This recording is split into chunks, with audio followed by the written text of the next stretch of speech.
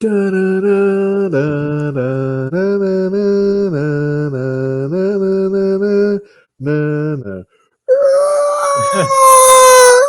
is up, everybody? We are back with another trailer reaction again. This time for Jurassic World Rebirth. Right when you thought that Jurassic World Dominion was the end of things, nope.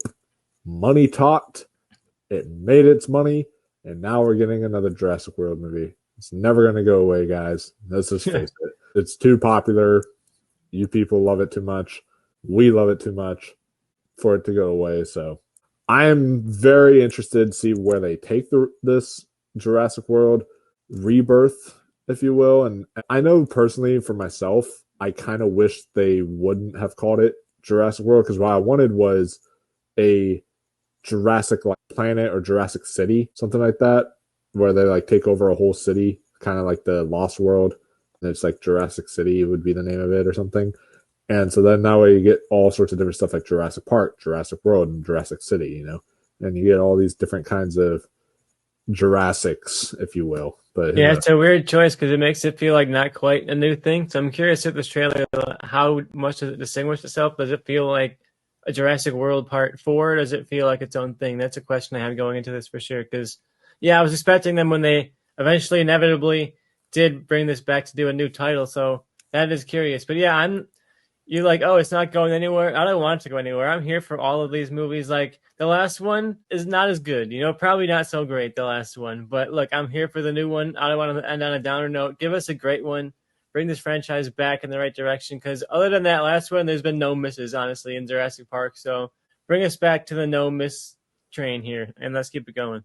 the best place for this franchise to go at this point is for Dominic Toretto coming out riding a T-Rex, and then he's like about to charge the army of bad guys on like velociraptors or whatever with his crew, as he's like saying "for family," and it rides off on these like dinosaurs and all Yeah, this it's stuff. one way to go. Is someone gonna ride a dinosaur? I hope someone at some point rides a dinosaur. We got to get to that point. We were so close in the last couple ones. I was like, Chris Pratt's getting on a dinosaur, but he never quite got on the dinosaur. So at some point, they gotta ride dinosaurs. I think it's happening. Yes, I think it's gonna finally happen. Maybe have some dinosaur jousting or something like that. We'll see, because Gareth Edwards has been kind of like a more grounded director in terms of like what he's done for franchises. So like Rogue One is not the Fast and Furious of Star Wars, you know, and his Godzilla movie is probably the most like calm and muted of the American Godzilla movies. So we'll see where he goes with this, because his name attached to what makes this really interesting, and more than just a pure total cash grab. Him being on here makes me feel like, okay, maybe they're cooking. Maybe they got something good here, because he might have the touch.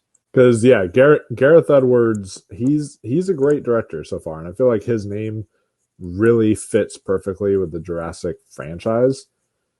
And I kind of do feel we need to have another good one, because while I loved seeing Dr. Grant, especially Dr. Grant because he's my favorite character, but like Dr. Grant and Malcolm and all these return in the last movie itself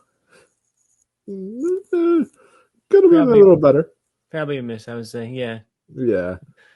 So I feel like it's good to actually have a movie with a great acclaimed director who can put things in the right direction, and I'm all here for it. You know, if he gives us, I mean, he's worked with giant monsters before with Godzilla, so now he can work with giant monsters again, and I'm all here for it. So I'm ready for it. Let's see this trailer. Yeah. Dr. Henry Loomis, this is Zora Bennett, our mission specialist. Sorry, what mission? Oh, she's a specialist, all right. Save countless lives. It comes from the largest dinosaurs on the planet. Oh my God. Fortunately for us, Oh, all these yes. species exist in one isolated place. Can you be ready tomorrow? I can guarantee your safety. I mean, more or less. More or less? He's your guy? We're the best at moving things and people in and out of places they shouldn't be. Jurassic Park meets Indiana Jones. Yes. Patrol, but not that many anymore. Why's that? No one's dumb enough to go where we're going. Mahershala Ali. This island was the research facility Blade. for the original Oh. Jurassic Park.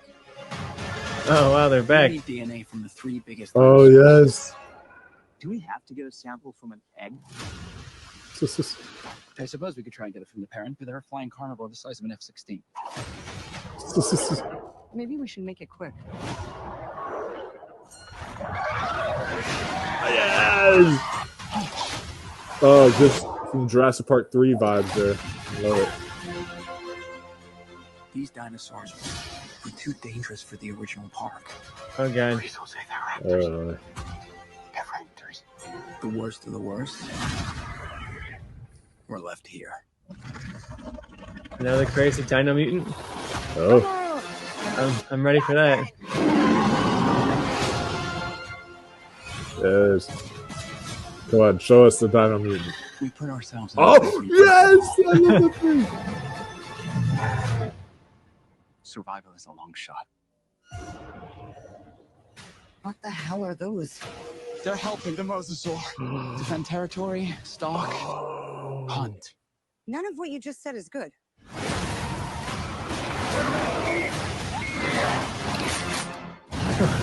Oh, there's that beast again. That little water beast from the Jurassic World movies.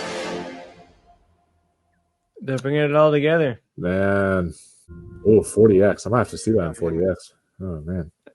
Have them roar in our face. Exactly. Just the air blows on you when they roar. Yeah, that'd be, That looks pretty good. They're kind of going for the Alien Right. Romulus vibe, you know, got back to basics type of story, but also throwing in visual nods to the whole franchise. They're going for the same kind of tone and feel, it seems like to me. yeah, visually it looks really good. And as somebody who was a massive dinosaur kid, like growing up, for whatever reason, I was into superheroes and dinosaurs. And so I geeked out seeing some of the dinosaurs, like the ones that were swimming in the water. Like I had an action figure of that. I forget the name of the dinosaur, but the one that had the fins that were swimming around the water. I was like, I had that same toy. It was like really cool. So I kind of geeked out because we haven't seen those dinosaurs before. So they're giving us some like new ones here while also giving us some older ones we're familiar with. No, like we saw it in the distance, but we didn't fully see like a T-Rex pop up in this. I thought we were gonna maybe see a full shot of like a T-Rex roaring, but we just saw it like chasing after.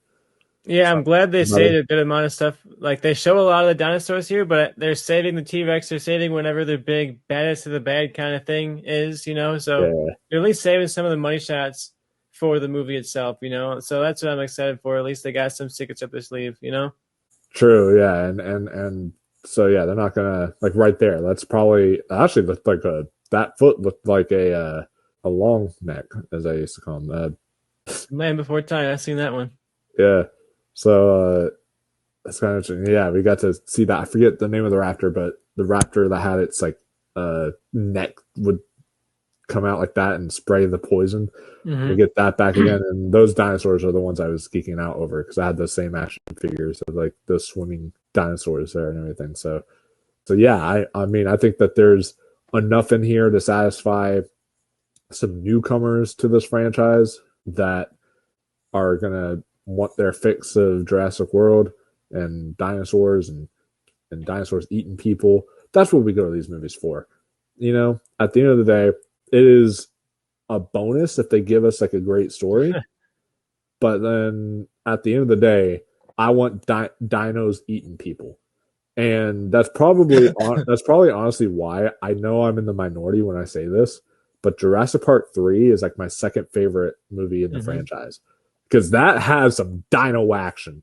Okay. And this is giving me a lot of Jurassic Park 3, honestly, like, you know, kind of Yeah. the back to the island type of thing. And, you know, the very focused on like these set pieces similar to Jurassic Park 3, where there's like, oh, the water set pieces here in this one. And, you know, you're looking at like the pterodactyl set piece. You can see the set pieces in this trailer, like what they're going to be building them around. And even though it is a smaller scale story, just kind of a basic go to the island and get stuff kind of story, you can tell they're going big for when they need to. Like, these action pieces are going to be kind of huge. You know, it looks like they're really putting their money where it needs to be put, rather than on a huge, showy Jurassic World theme park, taking millions and millions of dollars. Like, just put them in a forest and make the dinosaurs look cool. You know, that's what I kind of want out of this franchise right now. Yeah, pretty much just give me that dino action, make them look cool, make the people fight the dinosaurs and have epic action pieces. But I find it interesting that we can't get like good human stories in the American versions of like the monster movies, like the kaiju movies and such.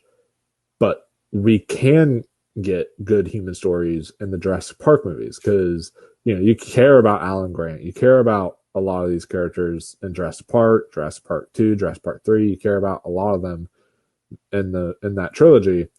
Yet they also give you the dino action on top of things. So I'm hoping to see this give us some character stuff, because I want to see them get beyond the archetypes they're playing, because you have Scarlett Johansson as like, the tough girl outsider, and then you had Jonathan Bailey, he's kind of like the in over his head scientist guy. And what are they going to be able to provide beyond just that, especially with such what seems like a very, very simple kind of get in there and get the thing plot? I'm wondering if there's going to be a lot of character here, but yeah, it seems like they're focusing much more on simplicity here. And I brought up Alien Romulus, and watching this definitely feels like they took notes from Alien Romulus. I know this was obviously in production, probably like as Alien Romulus was or something, but this was kind of a quick turnaround. So I almost wonder if Universal saw kind of like Prey and the writing on the wall for this new era of reboots and was like, let's do it this way. Stop making $800 million budgets and being like, oh my God, I can't believe we didn't make that back. Like, yeah, really expensive movie, but it's not like it's not going to be like a make or break. You got to make $1 billion and you're done movie. Yeah. I mean, these Jurassic movies have always been super successful box office wise, but yeah, I'm glad it seems like they're kind of toning things down, but it also still looks big. Like, this is kind of a good mix of both, because it like the effects here look fantastic. All the dinosaurs look so good. We don't even have it released yet. Like, they could still be working on some post-production stuff for this movie, and it still looks really, really fantastic. So I'm pleasantly surprised with this. And I had this on my list for the most anticipated movies of the year, and you guys kind of looked at me sideways for it, and I said, look, I'm telling you, this thing's going to come to fruition and be cool, and I feel validated now. Look, and I'm especially excited about like this collage of genres he seems to be doing, where it's like an adventure movie mixing in with the Jurassic Park kind of feel. You see Indiana Jones and Tomb Raider in here as much as you see Jurassic Park in here. So I think that's a cool direction for the franchise. Like, give us these merging of take Jurassic Park and put it in Uncharted type of thing like this. And I think that's a cool direction. So it seems less samey. It's not just, they made it to a park and then the park went bad again. Wow, didn't see that coming, and I feel like this is a way to change it up stylistically and give us some new settings and new kind of adventure to go through, I love this collage of Indiana Jones meets Jurassic Park. Yeah, Indiana Jones, Uncharted, like you said, Tomb Raider, you get all that kind of stuff. I just hope that, because you mentioned Alien Romulus, I just hope they don't go down the path that Alien Romulus did, where it was like, oh, let's shove these fan servicey references in there. Like, I don't want to hear someone's phone ring when they're like trying to be silent. It's like, and they're like, oh, sorry, that was my ringtone from Jurassic Park 3. Let me turn that off and something. Or I don't want to see like an on the nose kind of, reference. Yeah, something. I don't either, but I think you may have to adjust your expectations to having that happen. I think that's probably what this movie is going to be. Yeah, basically, that's just how a lot of these franchise movies do it. They don't want to just do their own thing. They want to try to harken back to the nostalgia, which, I mean, hey, the last one was successful, so that shows you that nostalgia can work. So, Yeah, I just hope it finds a balance. I don't want another decade of just nostalgia bait once again. Let's find some new directions for these franchises that aren't just constant callbacks, and at least they're not stuffing it with a bunch of the original cast and pointless cameos from like people who are way beyond doing that kind of stuff in their career. I'm happy to see them bring in kind of like new blood. Scarlett Johansson's not exactly new blood, but she's like the big actress working right now. So I'm happy to see them actually bring in like current actors to be in this one. We don't know for sure because next thing you know, they could just surprise and have like a cameo from like the kids in Jurassic Park. Now all grown up. Maybe they could like show up at one point. So yeah, cameo is one thing, but when your your cast is just like, here's the whole cast of Jurassic Park back again, you're like, okay, that's just desperation at this point. The fact that these big breaking names, people who are just off of award-winning movies, one of the highest paid actresses in Hollywood, this gives me some confidence that they had something good here and not just purely like, let's reference the old one type of thing. Yeah.